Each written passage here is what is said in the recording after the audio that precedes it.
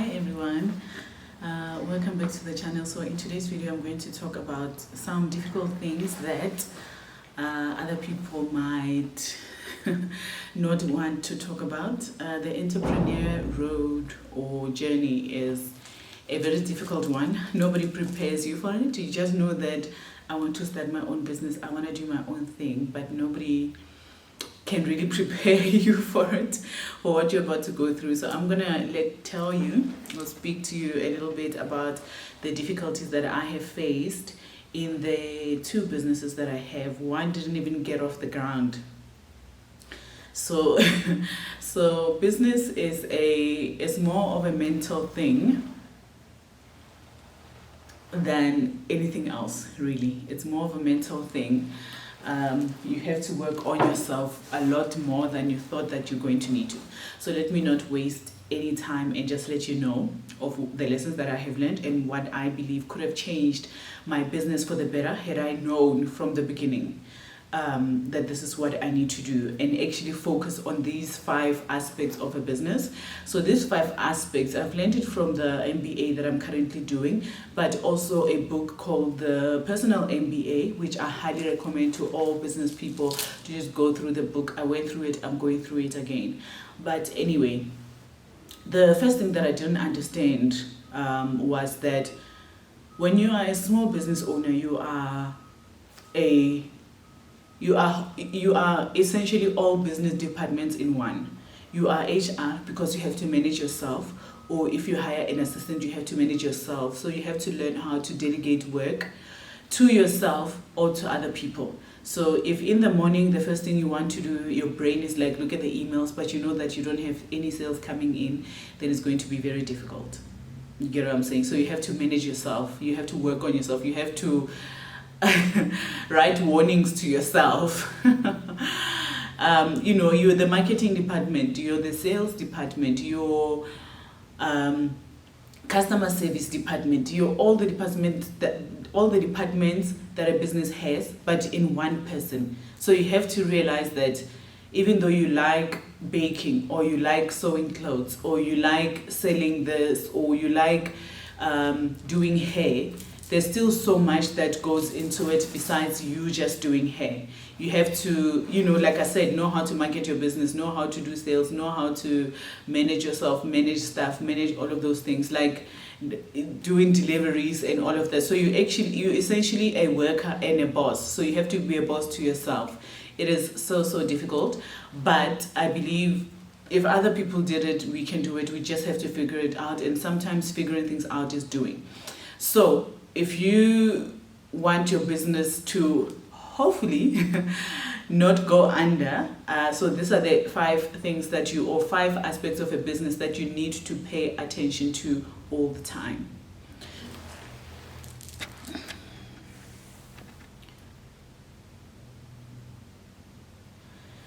So the first one is value creation, and I'm going to use the businesses that I had as examples so that you can, these things are loud, so that you can look at your business. So the first thing is value creation. Value creation basically means that you know what people want and need, and create what they want or need, not necessarily just what you want. So when I started the crochet business, crochet was just booming. It has been around for a long time, since the 70s or something, if not earlier, but it was not as big as it was like 2 years ago. So I started doing it. That's what people wanted. In terms of digital marketing, that's what people, most companies need.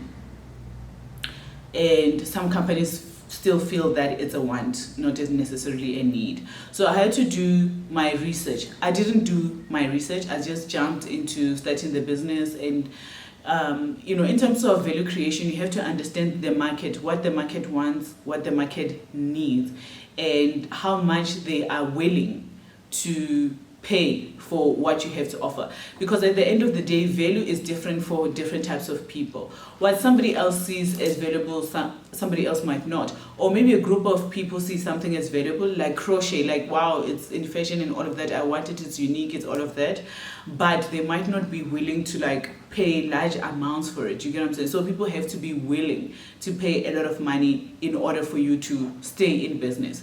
So value creation, but also understand the people's perspectives of what you are offering.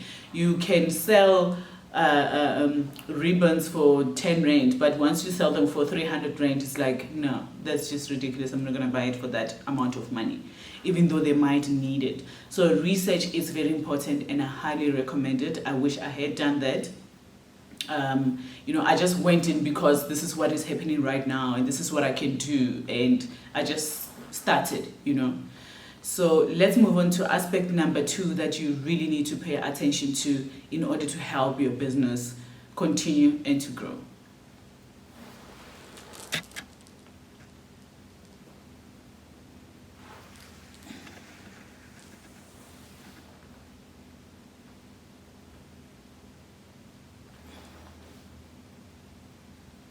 So aspect number 2 is attracting people. That is marketing, of course.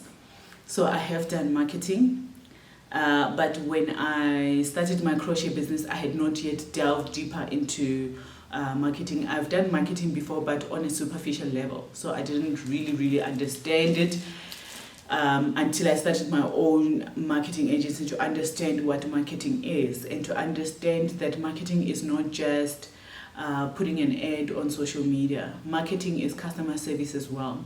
Marketing is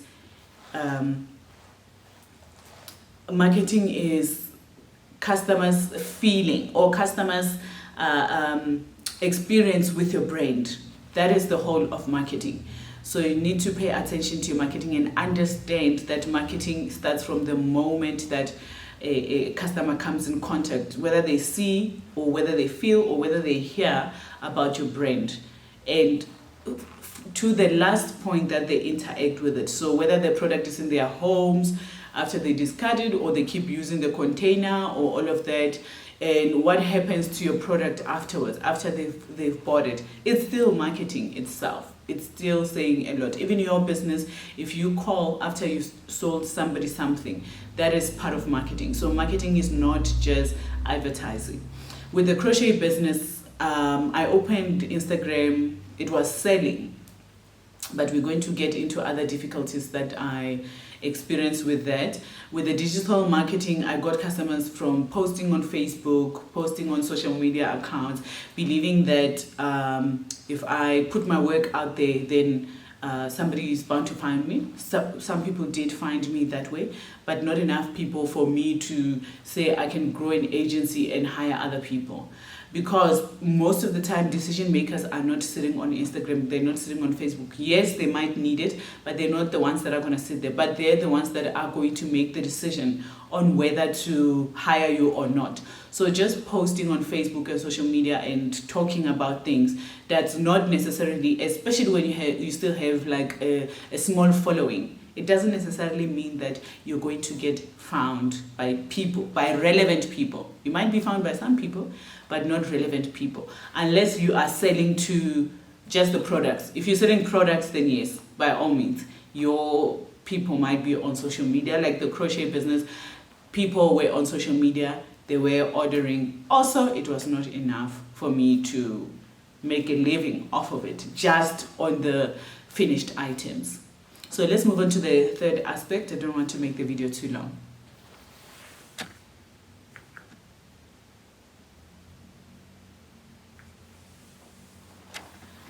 So the third aspect is sales. Sales and marketing is different. Marketing is attracting customers. Sales is turning those customers into paying customers, not just ones that inquire or are interested or like or share, but they actually spend money.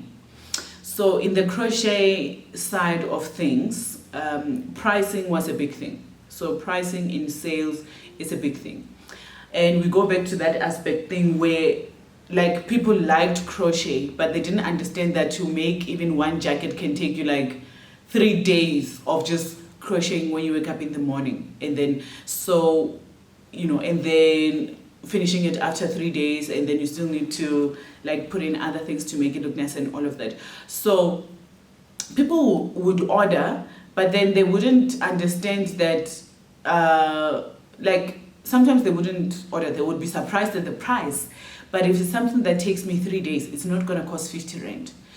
And another thing, if you charge low, you end up not making enough sales to continue in business. Because if you get 50 Rand in a week, because you made something that takes forever, at the end of the month, you're not going to have much. So you're not going to like that business. And that's a mistake that I made, in that I didn't understand that the more time it takes to do something, it takes away from time to do a lot more other things in order to bring in an income. If it's not making a profit, you're not going to stay in business that long. So you need to understand what people are willing to pay and what is going on in the market, the prices, and do price research. But also remember that you don't, like when you do price research, look at what people are charging and what they offer in what they're charging before you start putting your own prices. So with the crochet side, I did put prices. I put proper prices. Very few people will be willing to pay 800 Rand for a jersey in South Africa. I don't know about America, and it's because the yarn is also expensive. The material that I used, it's not cheap, so I have to factor that in. In terms of digital marketing, my prices were low in the beginning, and I had put them low because I didn't have enough experience in the digital marketing space. So when you don't have enough experience, or you don't know actually what goes into, like the amount of work that goes into digital marketing, you might end up undercharging. And then what happens is that you might have like one client that requires a lot of work, that you cannot have other clients and still satisfy the client that you have. So you end up having like one or two because you're a solo person, and maybe it's not paying you enough that you can hire somebody else, because now you're not going to have a salary. You're not going to get any money if you hire somebody and then you just give them the entire money, you know, like your whole income, you just give it to them, then you're not getting anything. If you still have some money maybe in your savings that you can pay yourself, that works well. But if you're going to rely on that for an income, it's going to be quite difficult if you don't set your prices right according to the amount of work. So let's move on to the fourth aspect.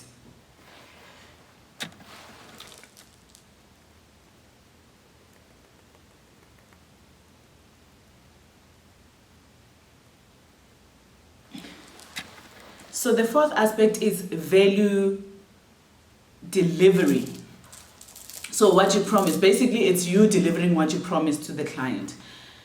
There was a few difficulties when it came to that with both the businesses. So with the crochet stuff, I used to do customizations. So you would see a nice jacket and then you can tell me, first of all, sizes. I have to customize the size, the color. I want it in this color. I wanted this size and all of that. Some people didn't know their size and I didn't ask them to send me measurements because I was just like, I need business. You bought from me, so that's good.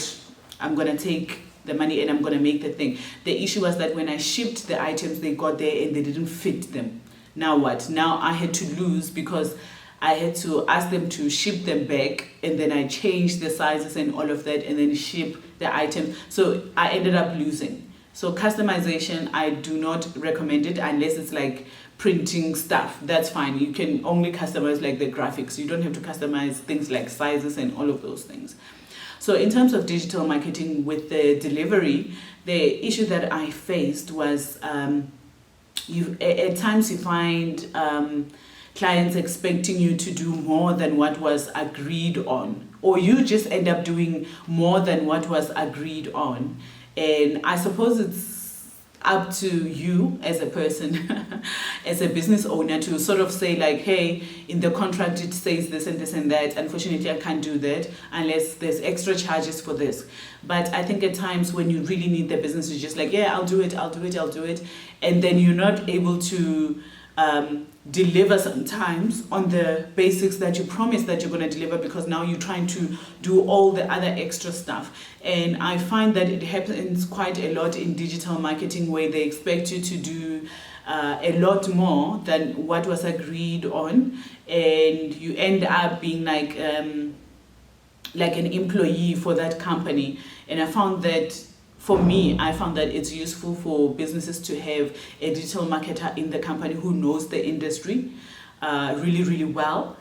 Even though I work with clients from different industries, I still have to learn about that industry. So that's the other difficult thing. If you don't niche down, like if you work with somebody in interior, and you work with somebody in gardening, and you work with somebody in HR, and you work with somebody owning a restaurant, and you have to know the industry. How are you going to know every other industry? You cannot. So you just end up generalizing, and generalizing does not necessarily get the results that are needed when it comes to digital marketing. So setting boundaries is very important to make sure that you deliver on what you promised on, and the client knows what exactly it is that you're going to deliver, and they understand and see that what we agreed on is what you delivered. So let's move on to the last one, the last aspect, which is number 5.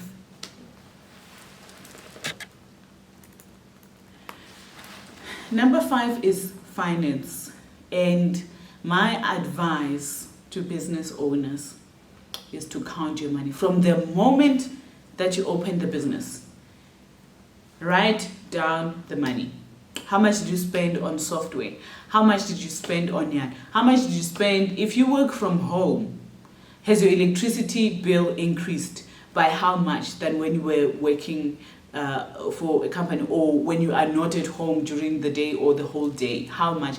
So you have to count each and everything, like, so that you can see if you're profitable. Because if you're not profitable, like there's a quote that I read that if your business is not profitable, then it's a hobby. It's not a business. You need to make a profit. A hobby is just, I do this because I enjoy it, and whether it makes me money or not, it's not a big deal, But if you're in business, you want to make a profit. So count your money. Make sure that you know everything that is going in and that is going out, or coming in and going out of your business. So that's a big mistake that I made.